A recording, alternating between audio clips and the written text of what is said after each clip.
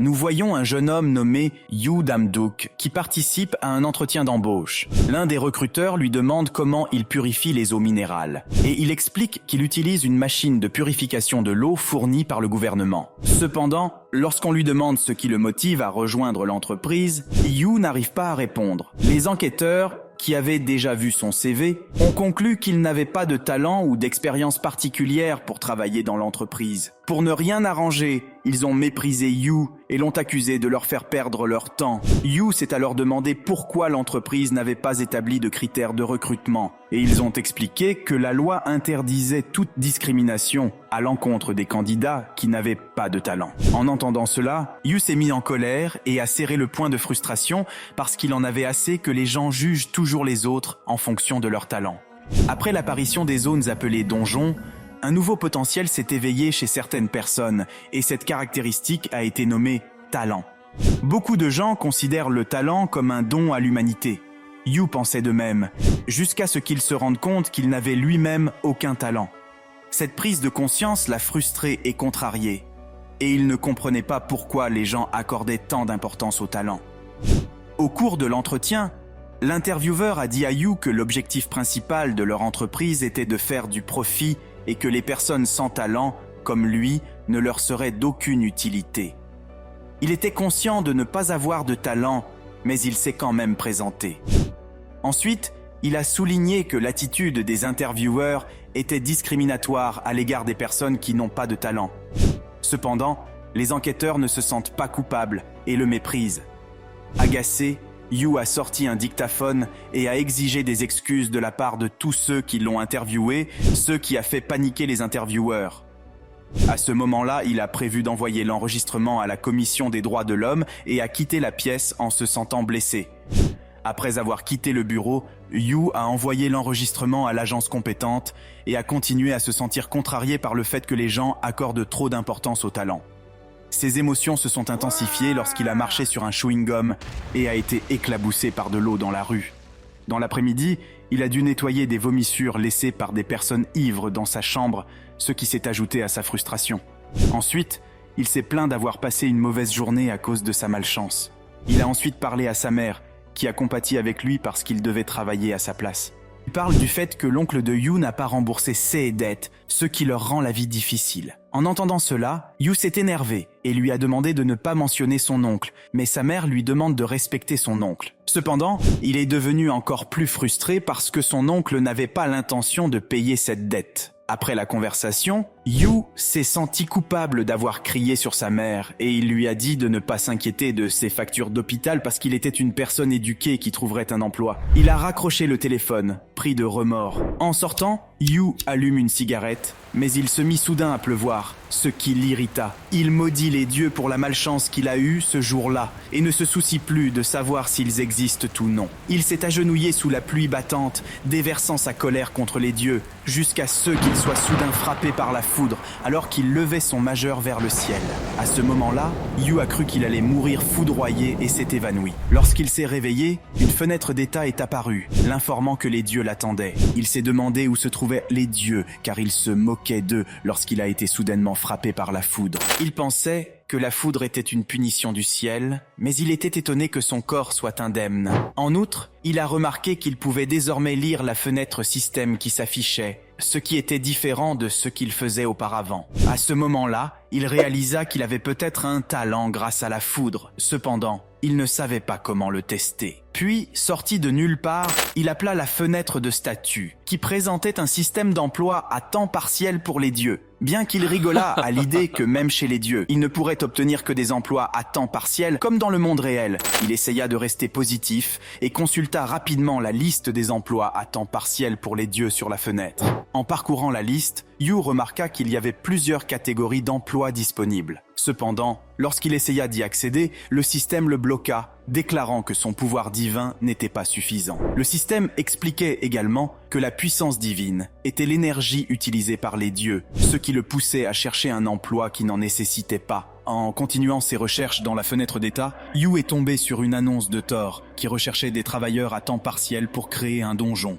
D'après l'annonce, aucune compétence particulière n'était requise, et même les dieux de la classe la plus basse étaient autorisés à se joindre à l'équipe pour un salaire de 12 Thor. Malgré son hésitation, due à la réputation des donjons d'être des lieux de monstres créés par des dieux, Yu était curieux de connaître le salaire de 12 Thor, qu'il soupçonnait d'être la monnaie des dieux. Bien qu'il ne sache pas si la monnaie de Thor peut être échangée contre de la monnaie humaine, il pensait qu'elle avait probablement un taux de change élevé, étant donné qu'elle était utilisée par les dieux. Finalement, il décide d'accepter le travail en appuyant sur le bouton. Le décor change et il est transporté dans le monde des dieux où Yu semble déconcerté alors qu'il pénètre dans ce nouveau royaume. Soudain, un monstre l'attaque par derrière, mais une créature massive intervient et s'empare du monstre, se présentant comme Thor, le dieu du tonnerre et le fils d'Oden. Peu après, Thor salue Yu et l'invite à discuter de son travail à temps partiel. À ce moment-là, Thor considère Yu comme un dieu de basse classe, ce qui le déconcerte lorsqu'il observe les diverses créatures aux formes variées qui peuplent cet endroit. Bien que Yu ne sache pas de quel dieu il s'agit, il est certain qu'ils ne sont pas tous humains,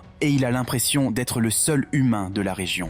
Il explique ensuite à Thor qu'il vient des montagnes, et Thor suppose que Yu est le dieu des montagnes. Il explique alors qu'il a entendu dire que le dieu des montagnes aime aider les gens en difficulté et loue la bonté du dieu des montagnes, qui aide souvent les humains. Thor tape même sur l'épaule de Yu, ce qui le fait sursauter. Thor lui fait également part de ses sentiments sur le fait qu'il est vraiment enraciné dans la culture humaine, et ce dernier lui explique qu'il se rend souvent sur Terre pour se familiariser avec la culture des humains. Le visage sérieux, Thor s'approche de Yu et lui demande s'il est vraiment prêt à entreprendre la tâche de créer un endroit qui ferait souffrir les humains. Yu incline alors la tête et confirme qu'il est prêt à le faire.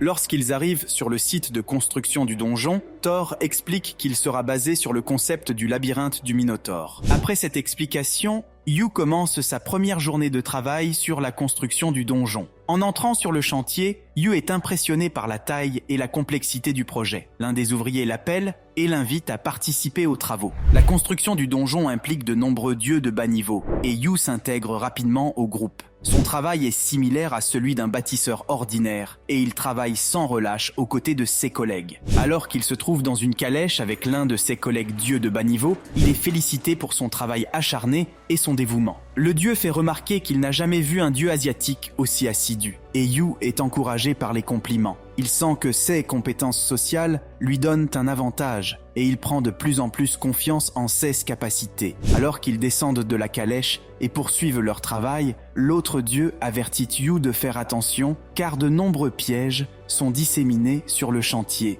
Le dieu explique l'emplacement des pièges à Yu, sachant qu'il est novice dans la construction de donjons. Il lui révèle également que les dieux de basse classe comme lui n'ont pas à risquer leur vie en faisant du travail manuel, mais que les donjons leur offrent un nombre illimité d'opportunités de travail. Après cela, le dieu indique une pièce nouvellement terminée et invite Yu à y entrer. En pénétrant dans la chambre de pierre, il est stupéfait de voir qu'une pièce aussi grande a été construite en quelques minutes seulement. Il ne peut s'empêcher de se demander quels outils les dieux ont utilisés pour la construire si rapidement. Le dieu ouvre alors une boîte qu'ils avaient apportée avec eux et révèle que son contenu va transformer le donjon en un véritable casse-tête. Cette fois, Yu est curieux de connaître le contenu de la boîte, qui comprend une boule dont le dieu explique qu'elle contient un œuf de monstre araignée. Grâce à cet œuf, tous ceux qui entreront dans le donjon seront confrontés au monstre. Le dieu attire ensuite l'attention de Yu sur un autre objet de la boîte,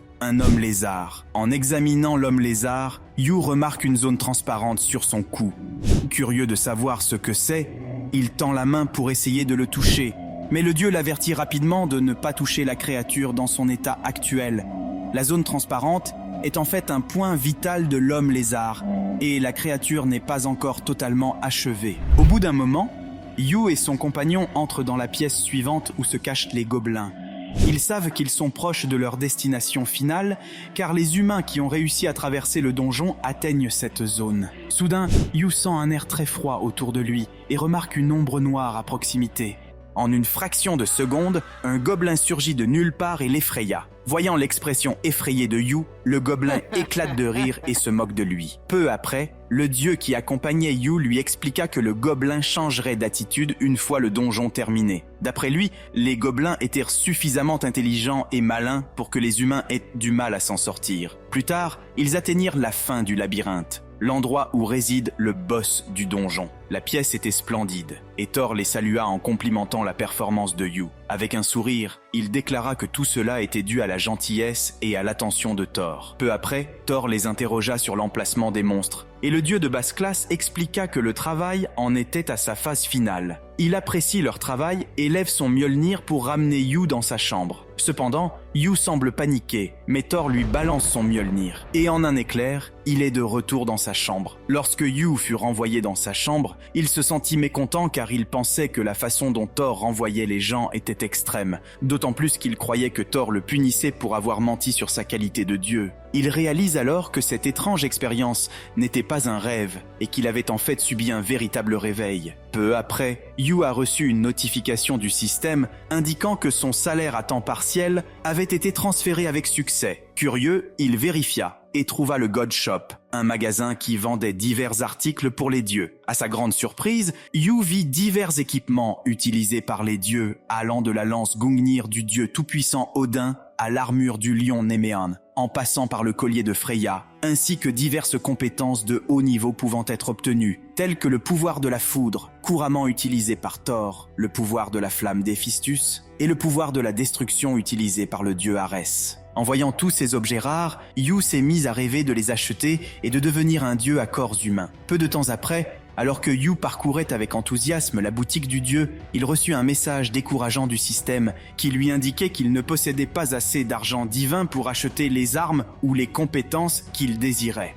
Le coût des compétences de dieu les moins chères s'élevait à 12 Thor, ce qui plongea Yu dans la consternation et la déception. Mais alors qu'il continuait à parcourir les offres de la boutique, Yu remarqua quelque chose d'étrange. Bien qu'il soit de niveau SS, un talent était vendu pour la modique somme de 12 Thor, ce qui était un prix incroyablement bas. Interloqué, il décida d'enquêter et découvrit que les dieux avaient du mal à acheter des talents que les humains utilisent, ce qui expliquait le faible prix. Ravi de cette découverte, Yu décida d'utiliser ses fonds limités pour acheter le talent d'épée, une compétence de niveau SS, car il avait toujours aimé jouer avec des épées lorsqu'il était enfant. Après cela, Yu cliqua avec impatience sur le bouton « Acheter » et le système l'informa de la réussite de l'achat du talent, accompagné d'une puissante aura. Il était surpris d'avoir acquis un talent de classe SS aussi facilement. Plus tard, le système lui a envoyé un message indiquant qu'il avait non seulement acheté son premier objet, mais qu'il avait également reçu un prix bonus de la même classe que l'objet qu'il avait acheté. Après avoir parcouru la liste des talents qu'il pouvait choisir, Yu a finalement opté pour le talent de combat de niveau SS. Confiant dans ses nouveaux talents,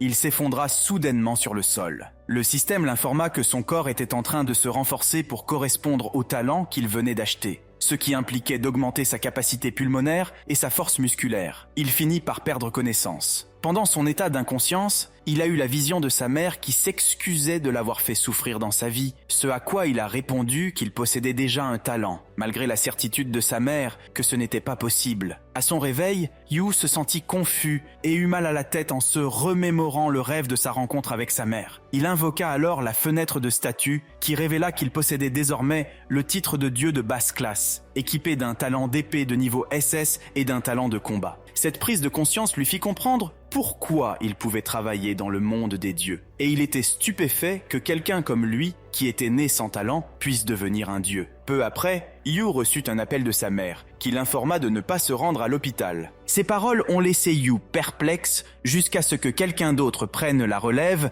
et révèle que la ville est en alerte de niveau 1. Cela était dû à l'apparition possible d'un donjon près de l'hôpital. Il fut choqué par cette nouvelle soudaine et se rendit immédiatement à l'hôpital pour vérifier l'état de sa mère. Pendant ce temps, des soldats se tenaient déjà prêts à intervenir pour assurer la sécurité de la zone. Des journalistes avaient signalé la présence d'un nouveau donjon, ce qui avait incité les autorités à fermer les environs au public. Peu de temps après, Yu a pris un taxi pour se rendre à l'emplacement du nouveau donjon et a été stupéfait de voir la foule immense rassemblée autour du site. Sans qu'il s'en rende compte, son talent de combat avait déjà été activé avec succès. Peu à peu, la vision de Yu devint plus claire, lui permettant de voir de loin les soldats qui montaient la garde. Il remarqua également que son ouïe s'était considérablement améliorée, ce qui lui permettait d'entendre les conversations des soldats. Il a appris que le gouvernement avait fait appel à tous les chasseurs de Corée parce que le donjon était considéré comme très dangereux. Cependant, Yu ne savait plus où donner de la tête. Il se demande si son nouveau talent est à l'origine de ses nouvelles capacités. Dès qu'il a réalisé la gravité de la situation, il s'est précipité à l'hôpital sans attendre. Arrivé sur place, il explique aux soldats qui montent la garde que sa famille se trouve à l'intérieur et demande qu'il doit passer. Cependant, le soldat lui a refusé l'entrée en raison des signes d'un donjon. Cette nouvelle l'a surpris, mais soudain, ils ont tous été secoués par un puissant rugissement qui a résonné dans le ciel et a fait trembler les environs dans un fracas de tonnerre. À ce moment-là, le son était si assourdissant que tout le monde paniqua et se précipita dans différentes directions pour se sauver, alors que l'impact brisait les objets à proximité. Yu remarqua alors le portail qui émergeait et reconnut immédiatement qu'il s'agissait du donjon qu'il avait construit plus tôt. Il se demanda comment il avait pu se matérialiser à cet endroit. Au bout d'un moment, Yu remarqua un homme blessé et décida de l'aider. Cependant, il sentit soudain un danger et repoussa instinctivement l'homme pour éviter l'épée qui leur était lancée. Dans une autre direction, il entendit un homme crier alors qu'il était empalé par une épée. L'homme l'incita à fuir car il remarqua qu'un homme lézard s'approchait. Là, Yu a vu l'homme lézard poignarder l'homme, puis a vu que d'autres hommes lézards se préparaient à attaquer. Peu après, les soldats qui étaient au premier rang de la bataille ont tiré sur les monstres sans se rendre compte que Yu se cachait derrière un bus renversé à proximité des monstres. Alors que Yu se tenait à distance, un homme lézard tenta de l'attaquer en lançant son épée dans sa direction. Cependant, Yu déclencha sans le savoir sa compétence de concentration de combat de niveau A, ce qui lui permit d'attraper l'épée en plein vol à main nue. Cet incroyable exploit le surprit, car il n'avait jamais rien expérimenté de tel auparavant. Soudain, l'homme lézard voulut lancer son épée sur un homme que Yu avait poussé plus tôt, et sans y réfléchir à deux fois, il s'élança immédiatement vers l'homme lézard les mains vides et le repoussa loin de l'homme innocent. Les soldats témoins de cette scène chaotique ordonnèrent à leurs troupes de ne pas tirer, car l'endroit était bondé de civils. Peu après, plusieurs hommes lézards encerclèrent Yu, mais grâce à son incroyable capacité de concentration au combat, il put facilement esquiver les coups d'épée de l'homme lézard, même à bout portant. Alors que l'homme lézard poursuivait son attaque, Yu découvrit qu'il pouvait voir très clairement ses mouvements tout en esquivant ses coups. Il a donc lancé une contre-attaque en activant son talent de combat de niveau SS, ce qui lui a permis de frapper l'homme lézard avec une telle force qu'il a été projeté au loin. À sa grande surprise, il réalisa qu'il était capable d'utiliser des capacités aussi puissantes pour vaincre deux hommes lézards. L'un des hommes lézards tenta alors de l'attaquer, mais il esquiva sans peine le coup et donna un coup de pied dans la tête du monstre. Pendant ce temps, l'autre homme lézard s'approcha de Yu pour le frapper avec son épée, mais il esquiva habilement l'attaque et sauta sur la créature. Enfin, il mit fin au combat en frappant la tête du monstre avec ses pieds. À ce moment-là, les soldats regardaient avec stupéfaction la force incroyable de Yu, qui venait de vaincre un homme lézard féroce à main nue. Soudain, un groupe de personnes qui observaient le combat sortit de l'ombre. Leur chef, un certain Namgung, s'approcha de Yu et lui fit part de son admiration pour ses impressionnants talents de combattant, tout en lui demandant à quelle guilde il appartenait. Le type se présenta alors comme le maître de la guilde Sangun et invita Yu à rejoindre leur groupe. Peu après, il a demandé si Yu était un chasseur solitaire sans affiliation, ce à quoi Yu a simplement répondu par un signe de tête et lui a serré la main en guise de salut. Namgung lui proposa alors de se joindre à leur groupe pour terminer le donjon. Surpris par cette offre, Yu réalisa rapidement qu'il n'était plus une personne ordinaire. Il était désormais déterminé à protéger sa mère, qui était soignée dans un hôpital situé à proximité du donjon. Très enthousiaste, Yu accepta de rejoindre le groupe de Namgung. Au bout d'un moment, Yu et le groupe du monsieur entrèrent dans le donjon et se retrouvèrent dans un passage sombre et inquiétant. Cependant, Yu sentit un sentiment de soulagement l'envahir, car il connaissait les tenants et les aboutissants de cet endroit comme sa poche. Il l'avait traversé des centaines de fois lorsqu'il travaillait pour le dieu Thor. Soudain, Yu s'arrêta dans son élan, ce qui amena Namgung à lui en demander la raison. Avec assurance, il déclara qu'il allait maintenant ouvrir la voie. Un membre de la guilde intervint, expliquant que ce n'était pas n'importe qui pouvait les diriger. De plus, Yu n'était qu'un chasseur sans affiliation,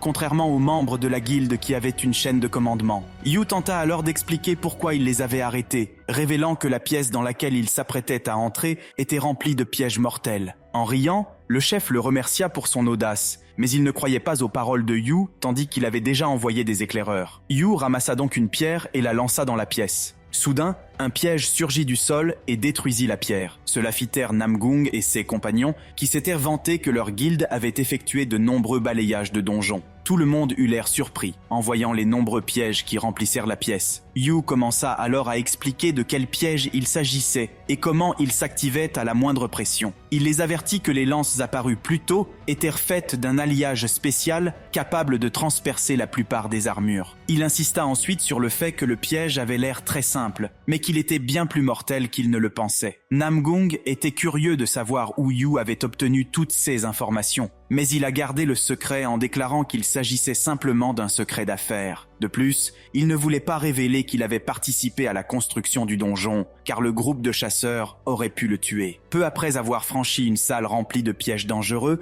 ils ont poursuivi leur route. Yu s'empara d'une torche pour se prémunir contre le danger. Le groupe suivit son exemple jusqu'à ce qu'il atteigne une porte ornée d'une sculpture d'araignée. En entrant dans la pièce, l'un des chasseurs a accidentellement tué l'araignée avec son pied, mais s'est plaint des éclaboussures de sang sur sa chaussure. Le chasseur a alors demandé qu'on brûle l'endroit pour tuer les araignées restantes, ce qui a déclenché une conversation entre les autres chasseurs au sujet de Yu. Ils commencèrent à douter et à soupçonner qu'il pouvait être un espion d'autres guildes essayant de perturber leurs opérations. Yu était irrité et pouvait entendre la conversation. Peu après, alors qu'il continuait à fouiller la pièce, il se souvint que c'était là qu'il avait caché la boîte contenant les œufs d'araignée. Il connaissait toutes les cachettes des monstres, mais décida qu'il n'était pas nécessaire de chercher trop loin. Il suffisait juste de les brûler. Pendant qu'il était dans le nid, Yu activa sa compétence Combat Focus niveau A, ce qui lui permit d'entendre quelqu'un appeler à l'aide derrière le mur. Il empêcha rapidement les membres de la guilde de mettre le feu au nid